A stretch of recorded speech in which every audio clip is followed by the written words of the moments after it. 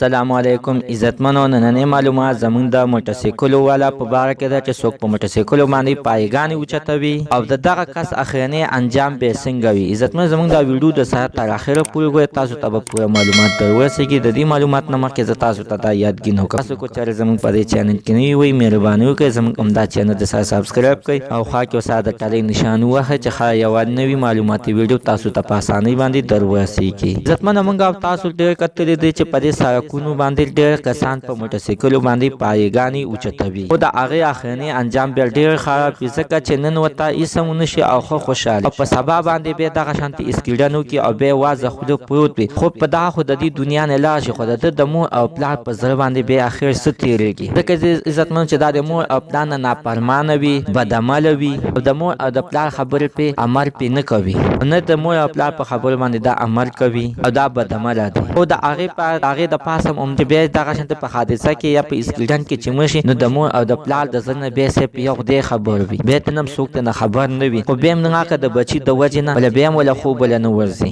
ځکه عزتمنو چې یو بادشاه د هغه زوی ډېر سخت نافرمانه او بدعمله او د زوی نه ډېر سخت تنګ شوی. اخر یوه ورځ یې خپل وزیر ته وویل چې پیسې به زه تاله درکړم، زما دا زوی تاسو قتل کړئ. خو وزیر ویل چې نه، په دې باندې موږ بدنامېږو، دا موږ نشو قتل کولی. وزیر چې دی نو بادشاه سره مشوره وکړه، داسې کار به وکړو چې دا موږ قتل کوو نو ده ته به موږ غټ پینټ ساز کړو، ځکه چې ده ته به موږ داسې یو شی ساز کړو چې دا په خپله باندې قتل شي چې نه پې ته بدنام شو نه پې موږ بدنام شو. نو چې وزیر سوچ وکړو نو وزیر والا موټرسایکل والا ساز او په موټرسایکل باندې کېنو، په سبا باندې دغه شانتې په اسکیډن په حادثه کې دا مړ شو. نو وزیر ته ویلې، وزیر لاړ او باچا ته ویل چې په کوم پینټ باندې ګویا دا زوی د ګویا ته نه ګویا خلاص ته نه شوې، چې نه ته بدنام شو نه زه بدنام، موټرسایکل بدنام شو، موټرسایکل مړ کړو. عزتمن هېڅکله خپلو بچو ته موټرسایکل داسې شی مه ورکوئ چې تاسو ته پته لګي چې دا هغې د قتل دی او مړ کېږي. خپل بچي د موټرسایکل نه پرهیز وکړئ. حتما راسره خپله رایې لاندې په کمنټ کې شریکه کړئ. زموږ نننۍ معلومات ته د دې ځای پورې د نوي معلومات دپاره د سره زموږ همدا چینل د سره سبسکرایب کړئ او خوا کې ورسره د ټلۍ نشان ووهه چې ښایي یوه نوي معلوماتي ویډیو تاسو ته په اسانۍ باندې در ورسېږي.